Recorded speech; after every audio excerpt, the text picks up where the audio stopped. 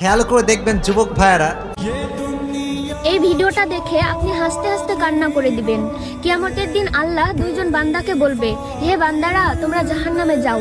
একজন বান্দা জাহান্নামের দিকে দৌড়ে যেতে থাকবে, আর একজন বান্দা কিছু দূর যাবে আর ঘাড় ফিরিয়ে ফিরিয়ে দেখবে, আবার কিছু দূর যাবে আবার ঘাড় ফিরিয়ে ফিরিয়ে দেখবে। তখন আল্লাহ রাব্বুল আলামিন বলল, হে ফেরেশতারা, একজন জাহান্নামের কথা শুনে ছুটতে থাকলো, আর একজন বান্দা আস্তে আস্তে হাঁটছে আর ঘাড় ফিরিয়ে ফিরিয়ে দেখছে, ব্যাপার কি? তখন আল্লাহ বলবে, যাও তাদের দুজনকে আবার ডেকে নিয়ে আসো। তখন ফেরেশতারা তাদের দুজনকে ডেকে আনবে। তখন আল্লাহ একজনকে বলবে, হে তুমি কি জাহান্নাম চেনো না? জাহান্নামের কথা শুনে জাহান্নামের দিকে ছুটতে থাকছো। তখন সেই বান্দা বলবে, হে আল্লাহ, জাহান্নাম তো আপনি সৃষ্টি করেছেন, আর এই হাসরের ময়দানে যদি আমি আপনার কথা না শুনি তাহলে আমি আপনার কেমন বান্দা হলাম? তাই আপনার কথা শুনে আমি জাহান্নামের দিকে দৌড় দিয়েছিলাম, আর আপনার কথা শুনে যদি আমি জাহান্নামে যাই তাহলে সেই জাহান্নাম জান্নাত হয়ে যাবে। সুবহানাল্লাহ।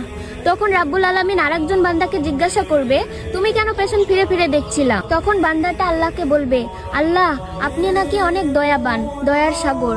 আমি দেখছিলাম আপনি আমাকে ডাক দেন কিনা, তো দেখছি আপনি আমাকে ডাক দিয়েছেন। তখন আমার আল্লাহ বলবে, হে বান্দারা, তোমাদের ভালোবাসা দেখে আমি মুগ্ধ, তোমাদের জন্য আমি জান্নাত ওয়াজিব করে দিলাম, যাও তোমরা জান্নাতে প্রবেশ করো।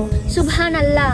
এভাবেই মুহাম্মদের হাজার হাজার উম্মতেরা জান্নাতে প্রবেশ করবে। আলহামদুলিল্লাহ। অবশ্যই আঙ্গুলে ব্যথা না থাকলে এই ভিডিওটা শেয়ার করতে পারেন, কারণ আপনার একটা শেয়ারে অনেক মানুষ তার ঈমানকে তাজা করতে পারবে, আর আপনিও জান্নাতি ইনশাআল্লাহ।